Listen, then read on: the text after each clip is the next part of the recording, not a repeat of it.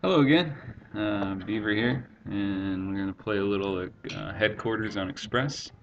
Again, this is my third game, and Express is a map that I believe I only played this one time, and I really liked it, and it was good for this game type, I think. This was a fun game. I believe there's a point, well, I'll point it out, but I believe there's a point, well, maybe because I'll probably tell my Angry Steve story today. There was a point today in this game where my lunch was done, so I had to kind of stop and run and get my food out of the oven, and then come back. And I think it was in the middle of, I think I got to use all 3 of my kill streaks in this game poorly, and so that was pretty exciting.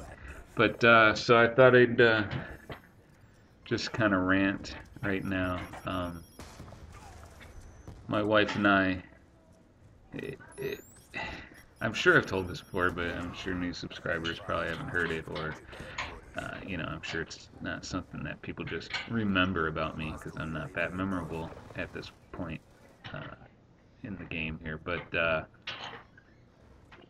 we lived in a pretty decent, one of the, I guess you'd call it the hipster areas, where I live in Michigan, and we had a house there for a number of years, and we had these people that lived across the street, which were like, I guess you'd call them, no offense, the hillbillies of the community.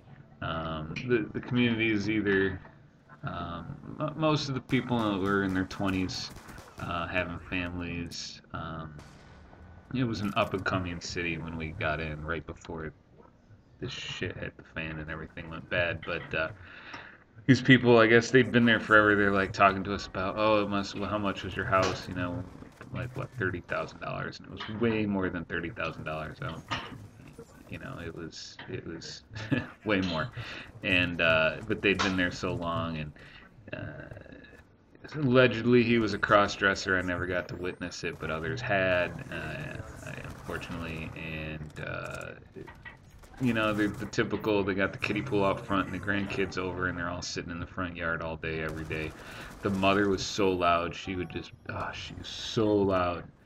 She was always yelling at her son Bobby and about this and that, and they were always, always beat up old cars in their driveway that their son was working on, but he wasn't really good at working on cars, so they had to keep getting rid of them, but he then buy another junker to sit there. Cops were over there one time because their son would chase the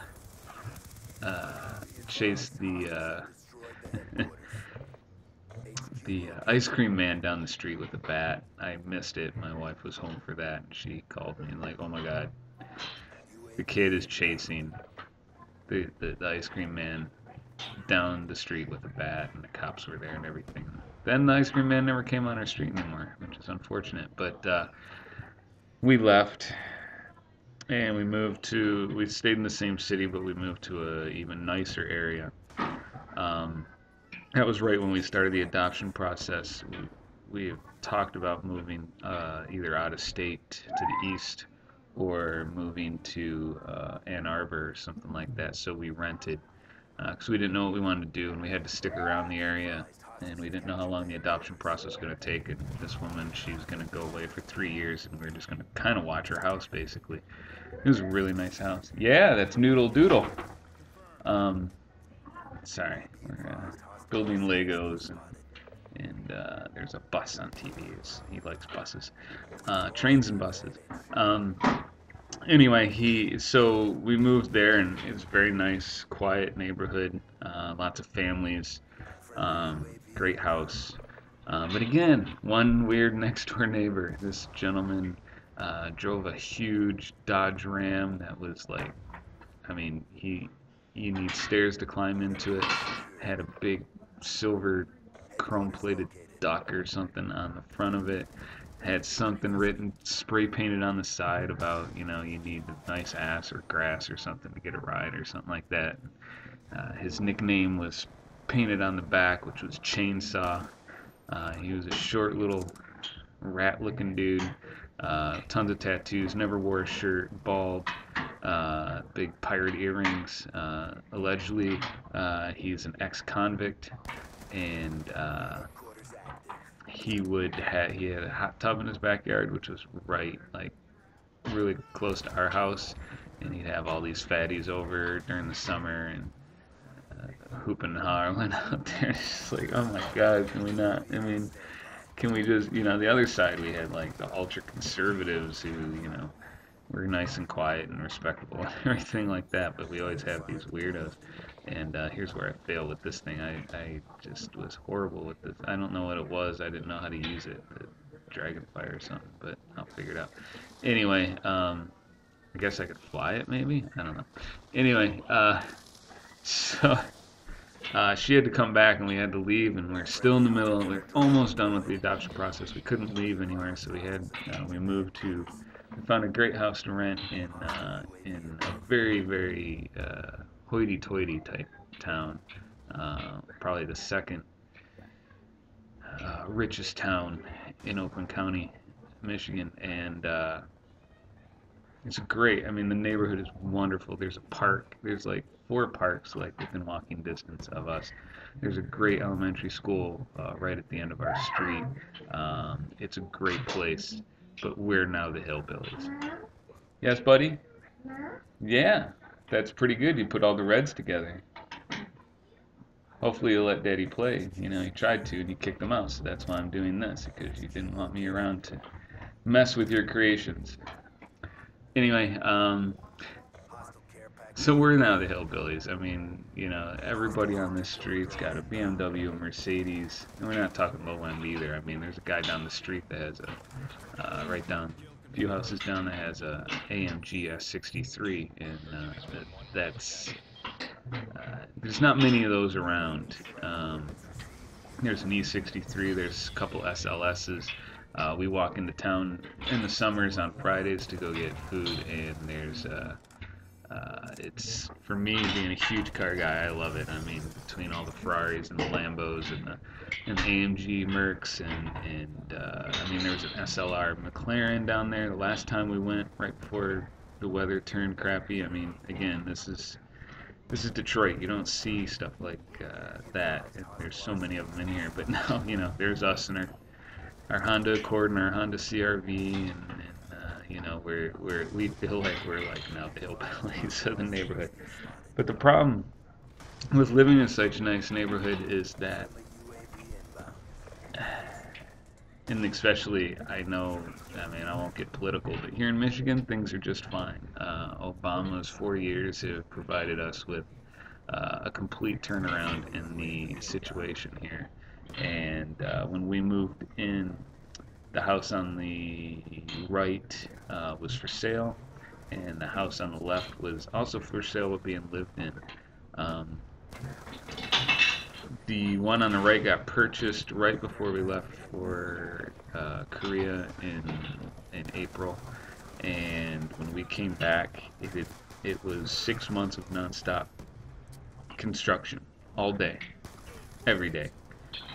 They gutted the house. They ripped the entire, everything inside was ripped out. It was just the frame. Added an addition, new roof, ripped all the siding off, put new siding, painted the entire house, which is fine, but it's just a lot of noise. We just get him in and he can't take naps because they're making noises all the time. And then there's the house next to us on the other side on the left. They left, I guess they sold it, and obviously, and I guess they don't guess, I know they sold it. And then nobody moved in there, and there's like a painter came by, and then some flooring company was in there all the time working, and then the construction started. And this construction was, I thought the first one was bad when we went through it, and this all started around late May. So for until until last weekend, there had been constant construction since the day we got back, April 15th. From the day we got back till last weekend, constant construction, either on both or one of the houses. Um, but the second one, the construction companies must have been the cheapest people she could find because they're the biggest assholes you'll ever meet. I will never understand this, where you have a client and what you do is you make sure to stay completely off their property, yet you bother the neighbors. I mean, I don't know how many times I had to go out there and tell them to get all their siding and workbenches and wheelbarrows off my front yard, or how many times I was blocked getting in or out of my driveway. I don't know how many times they would park all their vehicles in front of block my entire driveway. Yeah, buddy? Yeah, there's a monkey. Can you say monkey? Good job. It's just ridiculous. I mean, it all came to, okay, so the siding company, the house, the first house, the one on the right, that was completely gutted and everything, was a large house. I would say about 2,100 square feet, 2,200. Ours, I think, is about 18 or 19. And the one on the left is, I'd say 15 or 16 tops. Not as big. It took them a day and a half to do the right side, and then this woman gets her siding company in for her smaller house. Took 10 business days. 10 business days of a bunch of roughneck wannabe construction guys out here swearing and cursing and screaming and yelling and playing their music loud and hammering and doing everything right next to my house, and I'm trying to, my kid can't sleep, all this stuff. I'm understanding the noise, but it's the cursing and the swearing and using my front yard and blocking my driveway because you don't want to block hers. She wasn't even living in the place yet, so there's no need to keep it open for her in case she came home. She didn't live there yet. But you're blocking mine and her other neighbors all the time. And then she had a new patio and a new porch set in cement, and that cement company came in and they were cursing and screaming, and they actually got into an argument during nap time, swearing and yelling at each other, just screaming at each other like girls on our front yard. And I was gonna go out there, and Liz's like, no, I think I should, because she didn't want me to, get my ass kicked.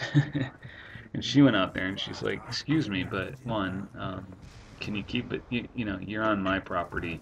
I got a kid, two, it's not even 2 yet, trying to get some sleep, and you're standing under his window yelling, get off, please, can you please not do that?